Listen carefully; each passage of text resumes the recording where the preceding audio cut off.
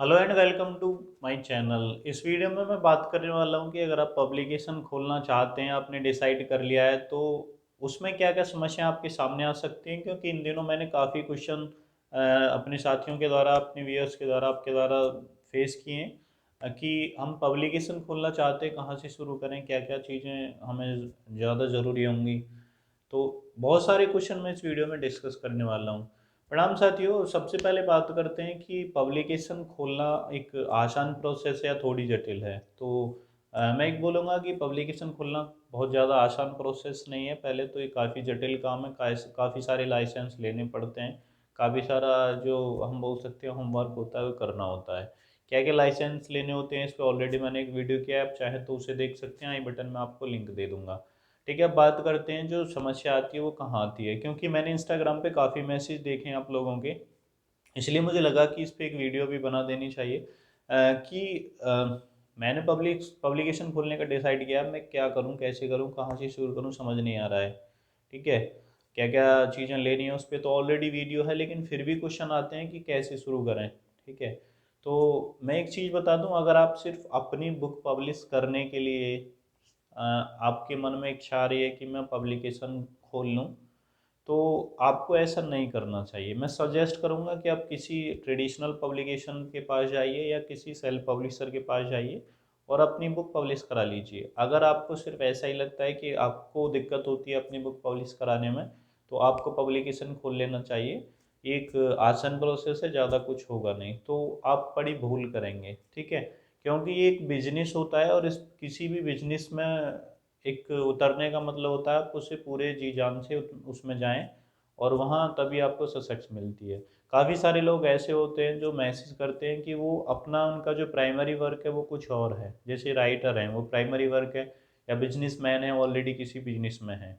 अब वो सोचते हैं कि मैं दूसरा part time, as a part time business बना लेता हूँ पब्लिकेशन को। तो आप ऐसा अगर सोचते हैं करने की सोच रहे हैं तो आप गलत कर रहे हैं। मैं आपको डिमोटिवेट नहीं कर रहा हूँ, आपको रियलिटी बताऊंगा कि गलतियाँ कहाँ होती हैं। क्योंकि मैंने कई सारे लोगों को इस फील्ड में जाने के बाद देखा है कि उनका ऑलमोस्ट बिजनेस ठप हो गया। ठीक है, और वो एक कॉमन सेंस होता है, अभी मैं बताऊंगा तो आप भी समझ जाएंगे।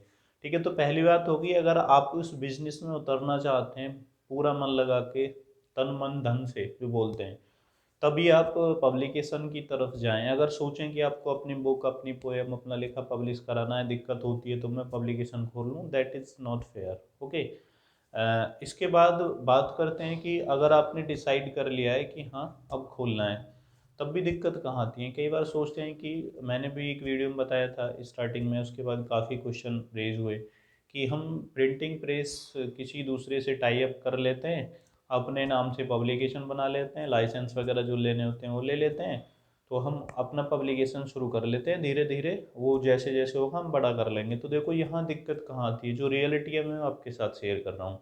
आप अगर ऐसे कर लेते हैं तो प्रिंटिंग प्रेस से सपोज दैट आपने टाई अप कर लिया, आपने अपने नाम से पब्लिकेशन बना लिया, लाइसेंस ले लिए, जो छोटा मोटा चीज़ है वो सेटअप कर लिया, तो आप पता है कहाँ मार खा जाएंगे, आप बचत नहीं जनरेट कर पाएंगे।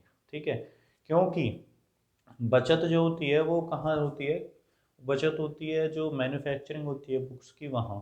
ठीक है, आप किसी भी कंपनी, किसी प्रिंटिंग प्रेस वाले से टाई अप करेंगे तो वो आपको वो बचत नहीं देगा।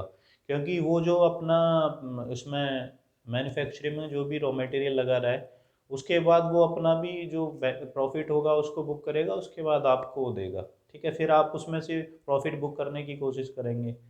ठीक है, उसके बाद आप उसको सेल करेंगे तो आप उसका प्राइस एटलीस्ट जो कॉमन प्राइस होगा उससे 30 40 50%, कई बार तो 100% भी कर देते हैं। ठीक है, तो दिक्कत हो जाएगी। फिर प्रॉब्लम कहाँ आती है कि कोई किताब जो 100 रुपये में कॉमन मार्केट में सेल होनी चाहिए, आप उसकी कीमत 180 या 200 रुपये रखेंगे।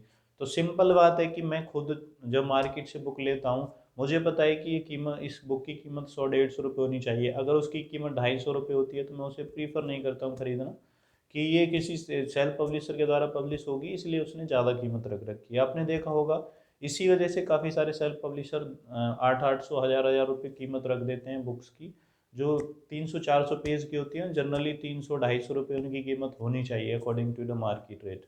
ठीक है, तो वहाँ आप प्रॉब्लम फेस कर जाते हैं। हाँ, अगर इस चीज़ को आप सॉल्व करना चाहते हैं तो मैंने जैसे स्टार्टिंग में बोला कि आपको पूरे माइंड बना के इसमें उतरना है, तो आपको प्रिंटिंग प्रेस भी अपनी लगानी चाहिए अगर आप मार्जिन कमाना चाहते हैं तो।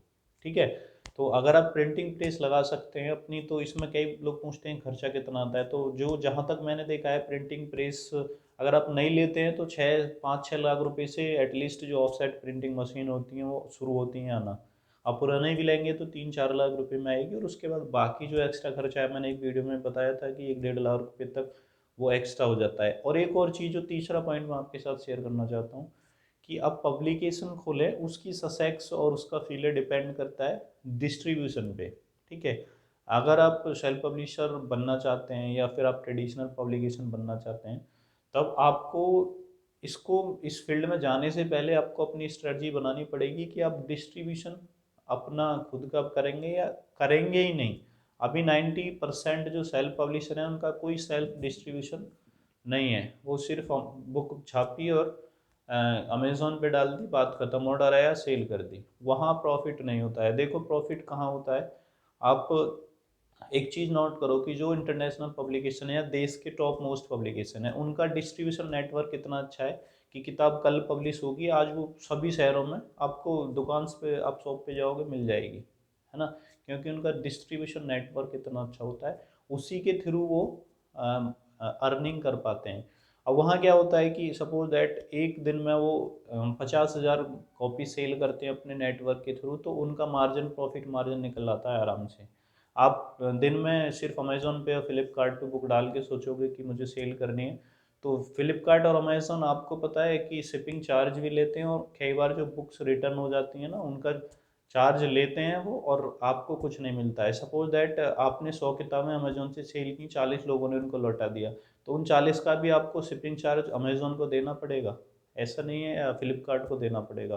तो बहुत सारे केस ऐसे होते हैं जहाँ आप कई बार नेगेटिव रिटर्न भी लेके आते हो, आप अपना जो लगाया है, आपने जो इन्वेस्ट किया है, उसका नेगेटिव रिटर्न भी आपको मिलता है।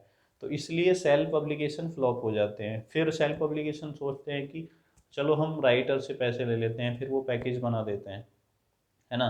लेकिन एकेडमिक बुक्स को मैंने बताया कि आप सेल्फ पब्लिश करा सकते हैं, लेकिन उसमें भी फिर कहीं ना कहीं आपको ट्रिक्स प्ले करनी पड़ती हैं, राइटर की रॉयल्टी मार ली, राइटर को धोखे में रख दिया, इस तरह की चीज़ें करते हैं, मतलब ओवरऑल फेयर प्ले निकल के नहीं आ पाता है।